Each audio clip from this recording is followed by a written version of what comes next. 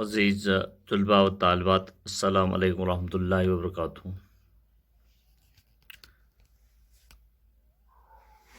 آج ہم ڈاکٹر حبیب اللہ حامدی کشمیری ہماری کتاب بہارستانی اردو 12ویں جماعت میں ان کی جو غزل شامل ہے، غزل نمبر 1 غزل یوں ہے: لبوں کو چھو لے ہوا کوئی بات ہو تو چلے، حصار گرد میں راہ نجات ہو تو چلیں، لبوں کے سائے میں جلتے ہیں دشت کرب و بلا،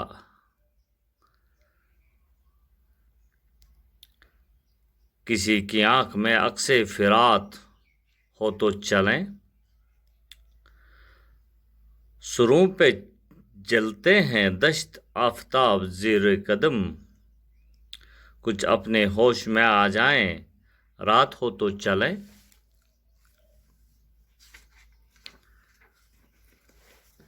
نکل پڑی ہیں تعاقب میں بانپتی سڑکیں، کہیں یہاں سے بس ایک آدھ بات ہو تو چلیں، ہوا اڑاتی ہے پل میں یہاں غبار وجود، کسی کے پائے سفر میں ثبات ہو تو چلیں،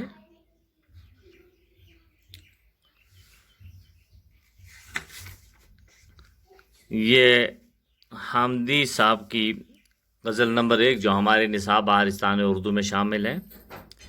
چلیے ان اشعاروں کی تشریح کرنے کی ہم کوشش کریں گے۔ لبوں کو چھو لے ہوا کوئی بات ہو تو چلیں، حصار گرد میں راہ نجات ہو تو چلیں۔ حبیب اللہ حامدی کشمیری فرماتے ہیں کہ ہم حالات کے گرد و غبار کی چار دیواری میں پھنسے ہوئے ہیں، یعنی کہ چاروں سو گرد غبار ہی ہے، اور اس گرد غبار میں تو ہم پھنسے ہوئے ہیں۔ ایسی چار دیواری جہاں ہوا کا بھی گزر نہیں ہوتا، یعنی کہ ایسی اس گرد غبار میں جہاں پر ہم پھنسے ہوئے ہیں، ایسی وہ چار دیواری ہے جہاں ہوا کا گزر بھی ممکن نہیں ہے۔ اب ایسے میں ہم کس قسم کی پیش قدمی کیا کریں؟ جہاں ایسی چار دیواری ہو جہاں ہوا کا بھی گزر نہیں ہو، تو ایسے میں ہم کس قسم کی پیش قدمی کیا کریں؟ ہاں، اگر چار دیواری سے نکلنے کا کوئی راستہ نظر آ جائے تو ضرور ہم پیش قدمی کریں گے، ورنہ موجودہ ماحول میں چلنا تو ممکن نہیں ہے کہ یہ جو چار دیواری ہے جہاں سے ہوا کا گزرنا بھی ممکن نہیں ہے۔ اگر ہم پیش قدمی کریں تو کیا کریں؟ ایک صورت نکلتی ہے کہ اگر ہم اس چار دیواری سے نکلنے کا کوئی راستہ ہمیں نظر آ جائے تو اس کے لیے اگر ہم پیش قدمی کریں گے تو وہ ٹھیک ہے، ورنہ موجودہ ماحول میں چلنا تو ممکن ہی نہیں ہے۔ لبوں کے سائے میں جلتے ہیں دشت کرب و بلا، یہ کربلا جو ہے کسی کی آنکھ میں عکس فرات ہو تو چلیں۔ اس شعر میں حبیب اللہ حامدی صاحب فرماتے ہیں کہ صورت حال تو یہ ہے کہ ہونٹوں تلے کربلا کا صحرا جل رہا ہے۔ ہماری صورت حال تو یہ ہے کہ ہونٹوں تلے کربلا کا صحرا جل رہا ہے، یعنی کربلا جیسا ماحول میں ہم اپنے ہونٹ ہلا نہیں سکتے، کوئی بات کر نہیں سکتے ہم۔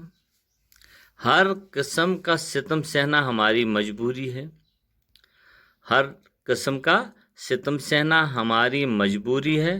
اب اگر کسی کی آنکھ میں دریائے فرات کا عکس دیکھیں تو شاید قدم بڑھانے کی امید بن جائے۔ ہمارے ہونٹوں میں کربلا جیسا ماحول ہے، ہم ہونٹ ہلا نہیں سکتے ہیں، چونکہ آپ جانتے ہیں کہ ہر قسم کا ستم سہنا ہماری مجبوری ہے۔ اب اگر کسی کی آنکھ میں دریائے فرات کا عکس دیکھیں تو شاید قدم بڑھانے کی امید بن جائے۔ دشتے کربلا کی مناسبت سے آنکھوں میں فرات کا عکس دیکھنے سے مراد ہے اذیت اور تشنگی بھرے ماحول میں سکھ اور راحت کی کوئی امید دکھائی دینا۔ یعنی کہ اگر ہمیں کوئی امید، راحت کی کوئی امید اگر ہمیں دکھائی دیتا تو شاعر کو امید نام کی کوئی چیز اس میں بھی نہیں دکھائی دیتی ہے، اسے کوئی امید ہی نہیں دکھائی دیتی ہے۔ سروں پہ جلتے ہیں دشت آفتاب زیر قدم، کچھ اپنے ہوش میں آ جائیں تو رات ہو تو چلیں۔ حبیب اللہ حامدی کشمیری اپنے اس شعر میں فرماتے ہیں کہ اپنے گرد و پیش کا تذکرہ کرتے ہوئے فرماتے ہیں، یعنی کہ اس شعر میں وہ اپنے گرد و پیش کا تذکرہ کرتے ہوئے فرماتے ہیں کہ ہم تپتے ہوئے دن کے مسافر ہیں، ہم تپتے ہوئے دن کے مسافر ہیں، ہمارے قدموں کے نیچے تپتا ہوا سورج ہے، سروں پر جلتے ریگستانوں کی تپش ہے، گویا ہم اس عذاب میں مبتلا ہیں کہ نہ ہی ہم ہونٹ ہلا سکتے ہیں، نہ ہی ہم تذکرہ کر سکتے ہیں، کیونکہ ہمارے قدموں کے نیچے سورج کی گرمی ہے، سروں پر ریگستان کی تپش ہے، گویا یہ ہم بے تحاشا اذیت میں ہم جو مبتلا ہیں، اور پھر یہ اذیت جو کہ ناقابل برداشت حالات سے گزر رہے ہیں، اس قسم کے تپتے ماحول میں انسان ہوا سے بھاگتا ہے۔ اب کہیں رات کی ٹھنڈک نصیب ہو، ہم اس ناقابل برداشت سے نکلیں، تب چلنے کا سوچ سکتے ہیں کہ جب کبھی رات کا جو ماحول ہے، جب رات کا کبھی ماحول ٹھنڈا ہو جائے گا اور پھر اس ٹھنڈک سے ہم نکل سکتے ہیں، تب چلنے کا ہم کچھ سوچ سکتے ہیں۔ ہوا اڑتی ہے پل میں، نکل پڑی ہے تعاقب میں بامتی سڑکیں، کہیں یہاں سے بس ایک آدھ بات ہو تو چلیں۔ زندگی کی تیز رفتاری کا تذکرہ کرتے ہوئے حامدی فرماتے ہیں کہ کہیں رکنے کا تو سوال ہی پیدا نہیں ہوتا۔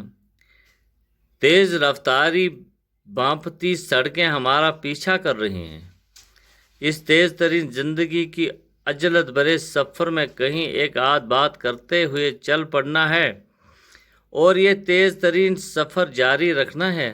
واضح رہے کہ رات دن سڑکوں پر بے تحاشا بھیڑ کی مناسبت سے شاعر نے ہانپتی سڑکیں ترکیب وضع کری ہے، یعنی کہ ہانپتی سڑکیں ایسی سڑکیں جس میں رات دن تیز ترین سفر جاری ہے، بھیڑ لگی ہوئی ہے اور اس سڑک پر چلنا اب دشوار ہوتا ہے، اور پھر اسی لیے ترکیب وضع کی ہے ہانپتی سڑکیں۔